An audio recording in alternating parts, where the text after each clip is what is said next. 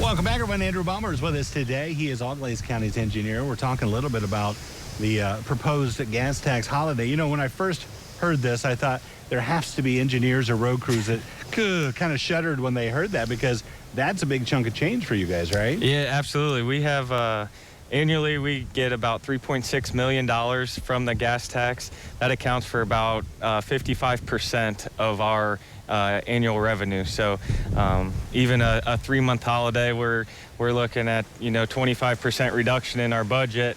And that's going to stop projects almost immediately. Yeah, so. I was going to say, it's not a matter of continuing those projects and hoping for the best. That probably just shuts things down, right? Yeah, so it's interesting. We work on anticipated income. We have a historical record showing that this money's going to come in, so we work off of that.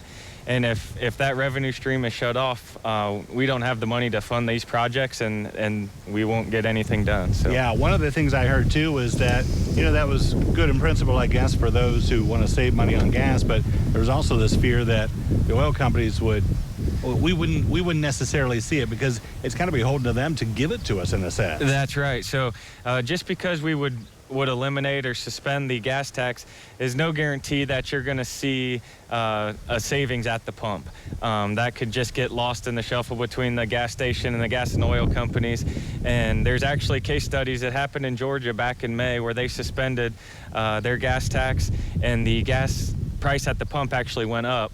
And then when they reenacted the gas tax, it stayed at that same price. Yeah. So it's far from a guarantee that it's going to be a savings at the pump. That's the new benchmark. Yeah, and Yeah. the other thing that we've heard about too is that you get rid of that gas tax, and there's no money set aside to help engineers' offices or road crews. There's nothing to fill that gap, right? Yeah, and that was President Biden's proposal, is not to cost or reduce the highway trust fund in any way. So we're going to be robbing Peter to pay Paul if that's the case that it ends up being. So the money we talked about, I think we talked about before, the infrastructure bill, how will that money work? Will that go to ODOT first, or will you see funds from that, or how will that work? So that bill is, the majority of that funding will come through the gas tax. So we just a couple months ago, we passed the infrastructure bill, a historical investment in infrastructure, and now we're talking about suspending the main source of funding for that bill. But yeah, everything we've heard so far is it's going to start at the federal level, work down to ODOT, and then it'll eventually make it to county and local governments. So. Is that one thing that you can even start budgeting for now and think, oh, we'd like to do this project, this, or is it one of those you have to wait till it's in the bank account? Yeah, we definitely have projects on the shelf ready to go. It's just a matter of making sure we have funding secured before we advance any further with those projects. The other thing I was thinking about with you guys, especially with the high price of oil, and I don't even know if it's still based, but I think of paving and asphalt and that kind of thing, how does that affect you guys? Yeah, that inflation with the asphalt, we actually saw about a just under 25% increase in our asphalt prices this year. So we had planned to pave about 18 miles. We ended up at about 14. Wow. So, okay. Not as terrible as you thought, but I know you guys, in a sense, a lot of times plan a year ahead or so.